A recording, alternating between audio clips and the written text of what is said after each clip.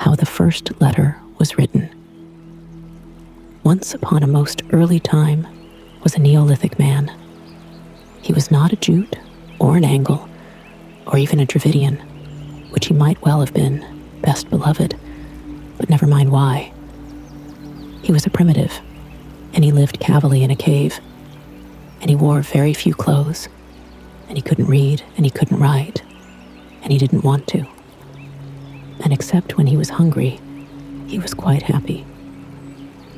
His name was Tegumai Bobsalai, and that means man who does not put his foot forward in a hurry. But we, O best beloved, will call him Tegumai for short. And his wife's name was Teshumai Tuandro, and that means lady who asks a very many questions. But we, O best beloved, will call her Teshumai for short. And his little girl daughter's name was Tafumai Matalamai, and that means small person without any manners who ought to be spanked. But I'm going to call her Taffy.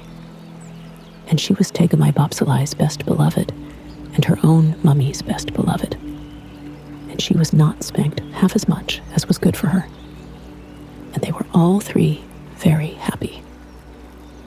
As soon as Taffy could run about, she went everywhere with her daddy Tegumai. And sometimes they would not come home to the cave till they were hungry. And then Teshumai Tuandro would say, "Where in the world have you two been to get so shocking dirty? Really, my Tegumai, you're no better than my Taffy. Now, attend and listen." One day, Tegumai Bobsalai went down through the beaver swamp to the Wagai River to spear carpfish for dinner, and Taffy went too. Tegumai's spear was made of wood with shark's teeth at the end, and before he had caught any fish at all, he accidentally broke it clean across by jabbing it down too hard on the bottom of the river. They were miles and miles from home. Of course, they had their lunch with them in a little bag. And Tegumai had forgotten to bring any extra spears. "Here's a pretty kettle of fish," said Tegumai. "It will take me half the day to mend this." "There's your big black spear at home," said Taffy. "Let me run back to the cave and ask Mummy to give it me." "It's too far for your little fat legs," said Tegumai. "Besides, you might fall into the beaver swamp and be drowned. We must make the best of a bad job." He sat down and took out a little leather mendy bag full of reindeer sinews and strips of leather and lumps of beeswax and resin, and began to mend the spear. Taffy sat down too, with her toes in the water and her chin in her hand, and thought very hard. Then she said, "I say, Daddy, it's an awful nuisance that you and I don't know how to write, isn't it? If we did, we could send a message for the new spear." "Taffy," said Tegumai, "how often have I told you not to use slang? Awful isn't a pretty word, but it could be a convenience, now you mention it, if we could write home." Just then, a stranger man came along the river, but he belonged to a far tribe, the Tawaras, and he did not understand one word of Tegumai's language. He stood on the bank and smiled at Taffy, because he had a little girl daughter of his own at home. Tegumai drew a hank of deer sinews from his mendy bag and began to mend his spear. "Come here," said Taffy. "Do you know where my mummy lives?" And the stranger man said, being, as you know, a Tawara. "Silly," said Taffy, and she stamped her foot, because she saw a shoal of very big carp going up the river just when her daddy couldn't use his spear. "Don't bother grown-ups," said Tegumai, so busy with his spear mending that he did not turn round. "I aren't," said Taffy. "I only want him to do what I want him to do, and he won't understand." "Then don't bother me," said Tegumai, and he went on pulling and straining at the deer sinews with his mouth full of loose ends. The stranger man, a genuine Tawara he was, sat down on the grass, and Taffy showed him what her daddy was doing. The stranger man thought, "This is a very wonderful child." She stamps her foot at me, and she makes faces. She must be the daughter of that noble chief, who is so great that he won't take any notice of me. So he smiled more politely than ever. "Now," said Taffy, "I want you to go to my mummy, because your legs are longer than mine, and you won't fall into the beaver swamp, and ask for Daddy's other spear, the one with the black handle that hangs over our fireplace." The stranger man, and he was a Tawara, thought, "This is a very, very wonderful child." She waves her arms, and she shouts at me, but I don't understand a word of what she says. But if I don't do what she wants, I greatly fear that that haughty chief, man who turns his back on callers, will be angry. He got up and twisted a big flat piece of bark off a birch tree and gave it to Taffy. He did this, best beloved, to show that his heart was as white as the birch bark, and that he meant no harm. But Taffy didn't quite understand. "Oh," said she, "now I see. You want my mummy's living address? Of course I can't write, but I can draw pictures if I've anything sharp to scratch with. Please lend me the shark's tooth off your necklace." The stranger man, and he was a Tawara, didn't say anything. So Taffy put up her little hand and pulled at the beautiful bead and seed and shark tooth necklace round his neck. The stranger man, and he was a Tawara, thought, "This is a very, very, very wonderful child. The shark's tooth on my necklace is a magic shark's tooth, and I was always told that if anybody touched it without my leave, they would immediately swell up or burst. But this child doesn't swell up or burst, and that important chief, man who attends strictly to his business, who has not yet taken any notice of me at all, doesn't seem to be afraid that she will swell up or burst. I had better be more polite." So he gave Taffy the shark's tooth, and she lay down flat on her tummy with her legs in the air, like some people on the drawing room floor when they want to draw pictures. And she said, "Now I'll draw you some beautiful pictures. You can look over my shoulder, but you mustn't joggle. First, I'll draw Daddy fishing. It isn't very like him, but Mummy will know, because I've drawn his spear all broken. Well, now I'll draw the other spear that he wants, the black-handled spear. It looks as if it was sticking in Daddy's back, but that's because the shark's tooth slipped, and this piece of bark isn't big enough. That's the spear I want you to fetch. So I'll draw a picture of me myself splaining to you.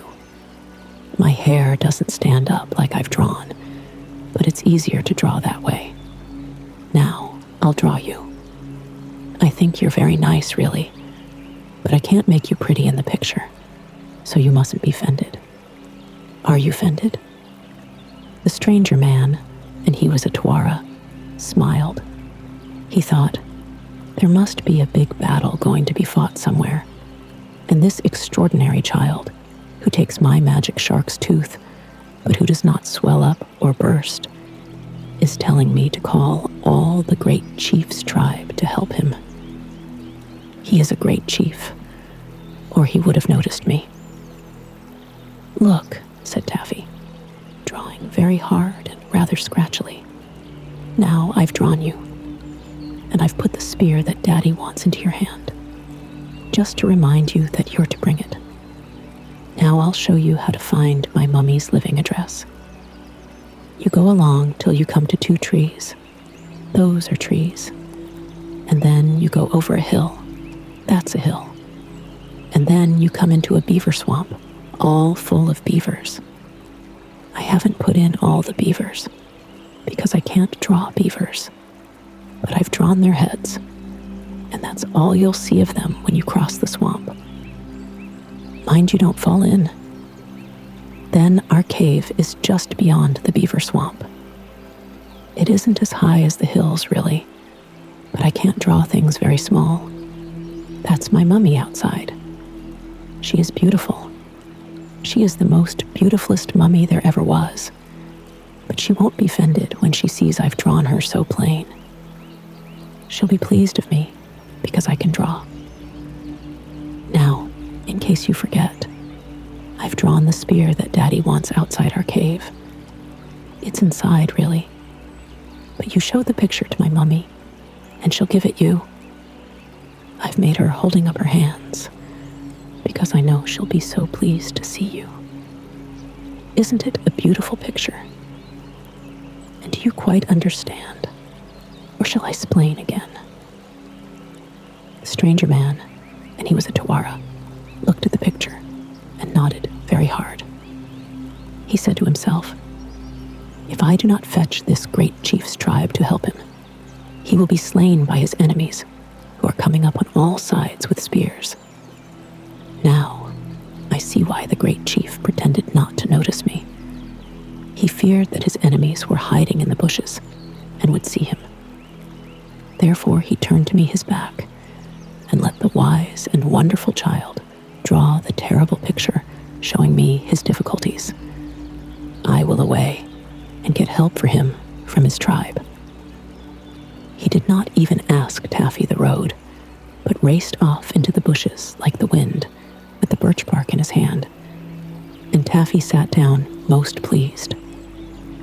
Now, this is the picture that Taffy had drawn for him. "What have you been doing, Taffy?" said Tegumai. He had mended his spear and was carefully waving it to and fro. "It's a little arrangement of my own, Daddy dear," said Taffy. "If you won't ask me questions, you'll know all about it in a little time, and you'll be surprised. You don't know how surprised you'll be, Daddy. Promise you'll be surprised." "Very well," said Tegumai, and went on fishing. The stranger man, did you know he was a Tawara, hurried away with the picture and ran for some miles, till quite by accident he found Teshumai Tuindro at the door of her cave, talking to some other Neolithic ladies who had come in to a primitive lunch. Taffy was very like Teshumai, especially about the upper part of the face and the eyes. So the stranger man, always a pure Tawara, smiled politely and handed Teshumai the birch bark. He had run hard so that he panted, and his legs were scratched with brambles, but he still tried to be polite.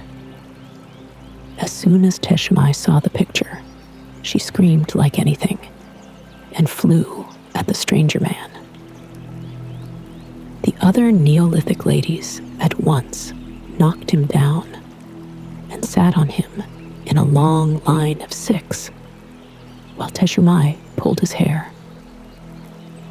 "It's as plain as the nose on this stranger man's face," she said. "He has stuck my Tegumai all full of spears and frightened poor Taffy so that her hair stands all on end. And not content with that, he brings me a horrid picture of how it was done. Look." She showed the picture to all the Neolithic ladies sitting patiently on the stranger man. "Here is my Tegumai with his arm broken. Here is a spear sticking into his back. Here is a man with a spear ready to throw. Here is another man throwing a spear from a cave. And here are a whole pack of people. They were Taffy's beavers, really, but they did look rather like people, coming up behind Tegumai. Isn't it shocking?" "Most shocking," said the Neolithic ladies, and they filled the stranger man's hair with mud, at which he was surprised. And they beat upon the reverberating tribal drums, and called together all the chiefs of the tribe of Tegumai, with their headmans and dolmens, all neguses, woons, and akuns of the organization, in addition to the warlocks, angakocks, jujumen, bonzes, and the rest, who decided that before they chopped the stranger man's head off, he should instantly lead them down to the river and show them where he had hidden poor Taffy. By this time, the stranger man, in spite of being a Tawara, was really annoyed. They had filled his hair quite solid with mud. They had rolled him up and down on knobby pebbles. They had sat upon him in a long line of 6. They had thumped him and bumped him till he could hardly breathe. And though he did not understand their language, he was almost sure that the names the Neolithic ladies called him were not ladylike.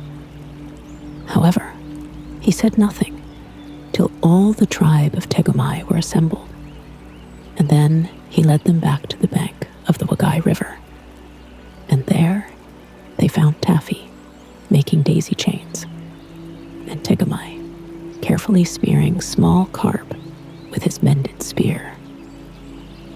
"Well, you have been quick," said Taffy. "But why did you bring so many people?" "Daddy dear, this is my surprise." "Are you surprised, Daddy?" "Very," said Tegumai, "but it has ruined all my fishing for the day. Why, the whole dear, kind, nice, clean, quiet tribe is here, Taffy." And so they were. First of all walked Teshumai Tuindro and the Neolithic ladies, tightly holding on to the stranger man, whose hair was full of mud, although he was a Tawara. Behind them came the head chief, the vice chief, the deputy and assistant chiefs, all armed to the upper teeth. The headmans and heads of hundreds, platoffs with their platoons, and dolmens with their detachments, woons, neguses, and akuns ranking in the rear, still armed to the teeth. Behind them was the tribe in hierarchical order, from owners of 4 caves, 1 for each season, a private reindeer run, and 2 salmon leaps, to feudal and prognathous villains, semi-entitled to half a bearskin of winter nights, 7 yards from the fire, and its grip serfs, holding the reversion of a scraped marrow bone under Harriet. Aren't those beautiful words, best beloved? They were all there, prancing and shouting, and they frightened every fish for 20 miles. And Tegumai thanked them in a fluid Neolithic oration. Then Teshumai Tuindro ran down and kissed and hugged Taffy very much indeed. But the head chief of the tribe of Tegumai took Tegumai by the top-knot feathers and shook him severely. "Explain, explain, explain," cried all the tribe of Tegumai. "Goodness sakes alive," said Tegumai. "Let go of my top-knot. Can't a man break his carp spear without the whole countryside descending on him? You're a very interfering people." "I don't believe you've brought my daddy's black-handled spear after all," said Taffy. "And what are you doing to my nice stranger man?" They were thumping him by 2s and 3s and 10s till his eyes turned round and round. He could only gasp and point at Taffy. "Where are the bad people who speared you, my darling?" said Teshumai Tuindro. "There weren't any," said Tegumai. "My only visitor this morning was the poor fellow that you are trying to choke. Aren't you well, or are you ill, O tribe of Tegumai?" "He came with a horrible picture," said the head chief. "A picture that showed you were full of spears." Perhaps," "I'd better splain that I gave him that picture," said Taffy. But she did not feel quite comfy. "You," said the tribe of Tegumai all together. "Small person with no manners, who ought to be spanked. You? Taffy dear, I'm afraid we're in for a little trouble," said her daddy, and put his arm round her so she didn't care. "Explain, explain, explain," said the head chief of the tribe of Tegumai, and he hopped on one foot. "I wanted the stranger man to fetch Daddy's spear, so I draughted it," said Taffy. "There wasn't lots of spears. There was only one spear. I draughted it 3 times to make sure. I couldn't help it looking as if it stuck into Daddy's head. There wasn't room on the birch bark. And those things that Mummy called bad people are my beavers. I draughted them to show him the way through the swamp, and I draughted Mummy at the mouth of the cave looking pleased, because he is a nice stranger man. And I think you are just the stupidest people in the world," said Taffy. "He is a very nice man. Why have you filled his hair with mud? Wash him." Nobody said anything at all for a long time, till the head chief laughed. Then the stranger man, who was at least a Tawara, laughed. Then Tagumi laughed, till he fell down flat on the bank. Then all the tribe laughed more and worse and louder. The only people who did not laugh were Teshumai Tuindro and all the Neolithic ladies. They were very polite to all their husbands and said, "Idiot," ever so often. Then the head chief of the tribe of Tegumai cried and said and sang, "Oh, small person without any manners, who ought to be spanked, you've hit upon a great invention." "I didn't intend to. I only wanted Daddy's black-handled spear," said Taffy. "Never mind. It is a great invention, and someday men will call it writing. At present, it is only pictures, and, as we have seen today, pictures are not always properly understood. But a time will come, O babe of Tegumai, when we shall make letters, all 26 of them, and when we shall be able to read as well as to write, and then we shall always say exactly what we mean, without any mistakes. Let the Neolithic ladies wash the mud out of the stranger's hair." "I shall be glad of that," said Taffy, "because after all, though you've brought every single other spear in the tribe of Tegumai, you've forgotten my daddy's black-handled spear." Then the head chief cried and said and sang, "Taffy dear, the next time you write a picture letter, you'd better send a man who can talk our language with it to explain what it means. I don't mind it myself, because I am a head chief, but it's very bad for the rest of the tribe of Tegumai, and as you can see, it surprises the stranger." Then they adopted the stranger man, a genuine Tawara of Tawar, into the tribe of Tegumai, because he was a gentleman and did not make a fuss about the mud that the Neolithic ladies had put into his hair. But from that day to this, and I suppose it is all Taffy's fault, very few little girls have ever liked learning to read or write. Most of them prefer to draw pictures and play about with their daddies, just like Taffy. There runs a road by Marrow Down. A grassy track today it is, an hour out of Guildford town, above the riverway it is. Here, when they heard the horse bells ring, the ancient Britons dressed and rode to watch the dark Phoenicians bring their goods along the western road. And here, or hereabouts, they met to hold their racial talks and such, to barter beads for Whitby Jet and tin for gay shell torques and such. But long and long before that time, when bison used to roam on it, did Taffy and her daddy climb that down and had their home on it. Then beavers built in Broadstone Brook and made a swamp where Bramley stands. And bears from Cher would come and look for Taffamy where Shamley stands. The way that Taffy called Wagai was more than 6 times bigger then, and all the tribe of Tegumai, they cut a noble figure then,